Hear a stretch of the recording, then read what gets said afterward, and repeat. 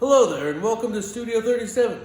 This week, we're going to continue to look at the work of Cubist Pablo Picasso and his colleague Georges Braque. We're going to kind of look at some of the early work of Picasso when he first started to veer into abstraction, including the Blue Period and the Rose Period. Then we're going to look at Picasso's African period, and then we'll talk about some of the roots of Cubism, or some of the art that came before it, specifically Iberian sculpture, African masks, and the work of Paul Cézanne. Finally, we're going to look at analytical cubism, which is the first iteration of cubism developed by Pablo Picasso in collaboration with Georges Braque. To illustrate these ideas, I am going to send it over to my computer. Thank you for your time and attention. As stated, we're going to examine the work of this guy right here, Pablo Picasso, along with his colleague, Georges Braque, who doesn't get quite as much credit as he deserves, because Picasso, of course, became the extremely famous one of the two. Of course, we talked last week about Picasso being a prodigy. Prodigy is someone that was extremely talented at a very young age. This is probably largely due to the fact that Pablo's dad was an art teacher and a painting instructor who very much dreamed of his son one day becoming a master classical artist in the Spanish tradition of Velázquez. So as you see, this painting right here was completed by Picasso at the age of 14. This is oil painting by a 14-year-old. Just absolutely phenomenal. The representational manner of this painting is astounding. And here's one he did the next year of his mother. Remarkable realism. And this is one he completed while he was going to the college that his father worked at the age of 16. He was painting in a very highly representational or realistic style before he could drive. Of course, driving wasn't quite a thing then, but you get the idea. A very, very young age, extremely talented, and highly representational. And of course, we talked about how he gave up on college at 18, and despite that, at 19, he was asked to represent Spain in the World's Fair in Paris, and I told you about that.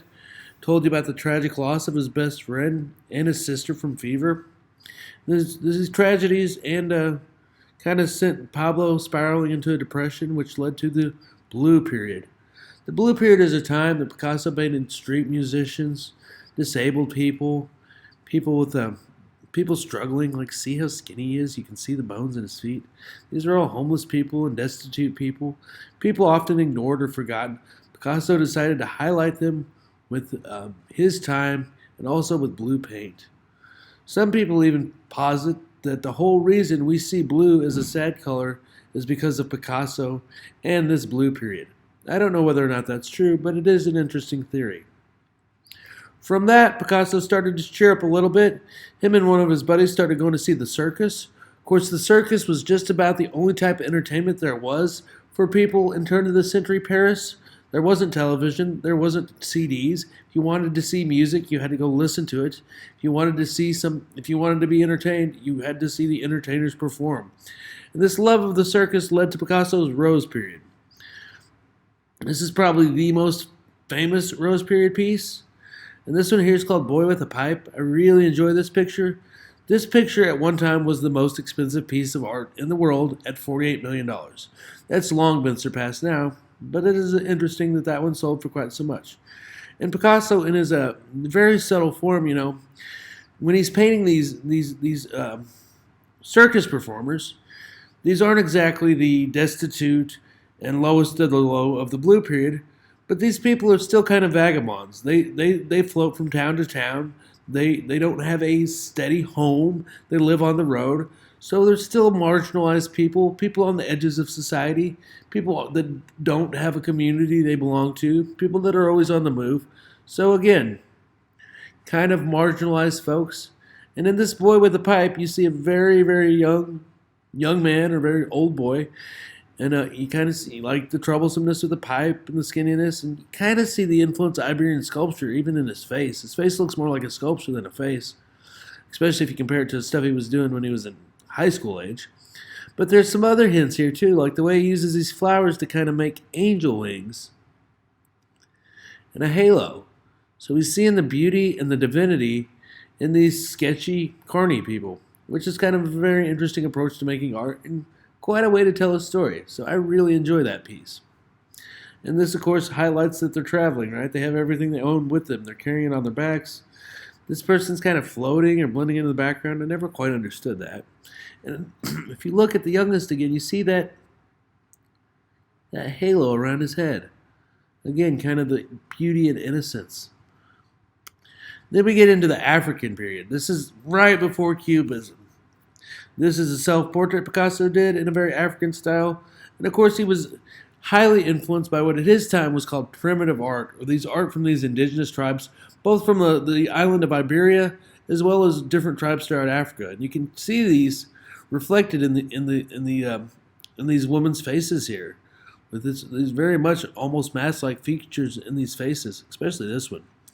And the painting on the right, this is called Les Demoiselles d'Avignon, or the Ladies of Avignon. This painting's huge.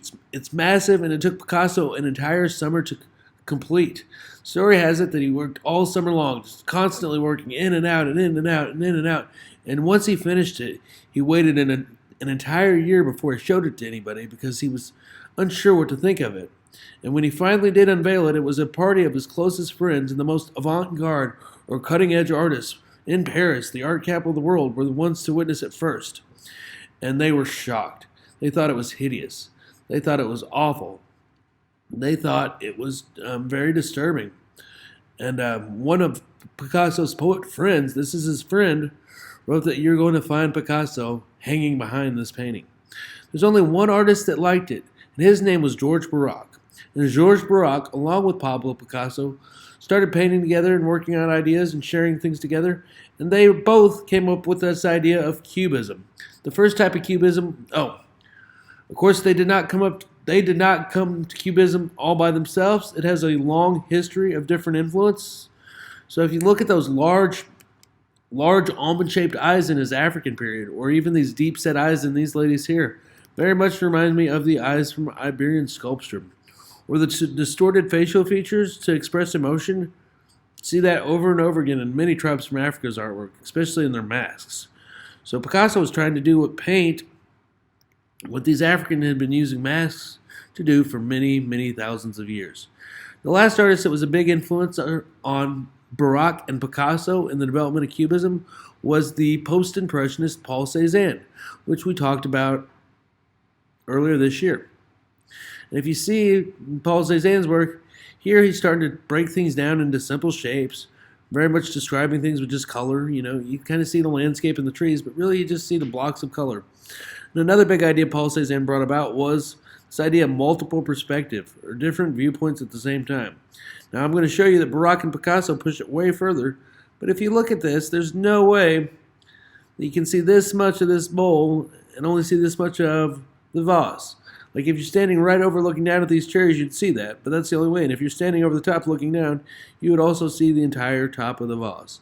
So Paul Cézanne really started to deconstruct space and also simplify things into simple forms way before Picasso and Braque did, but they went way further with it, and I'm going to show you right now the very first type of cubism known as analytical cubism. Here is a girl playing a mandolin or lute. You see the deconstruction of form and reconstruction, the tearing apart and building back together in different ways and different shapes. Here's a landscape, a city on a hill, very simplified forms turned into shapes. Also, these are very monochromatic, meaning one color. There's not a lot of color in analytical cubism.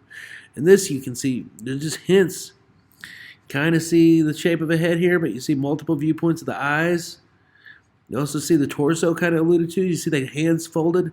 But you see all these three-dimensional looking faucets, or these like puzzle pieces taken apart and reconstructed in its own way.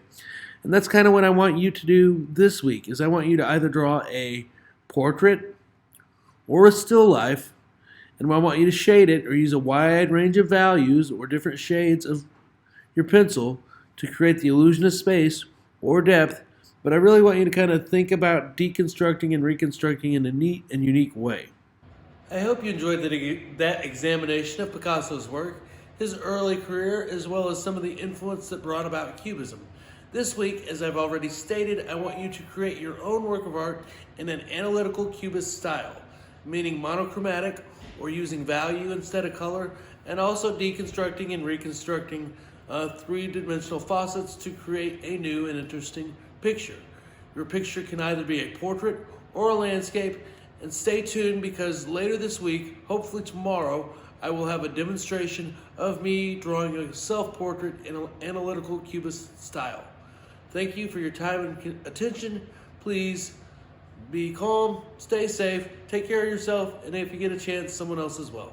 From Studio 37, this is Mr. Shear. I'll see you soon.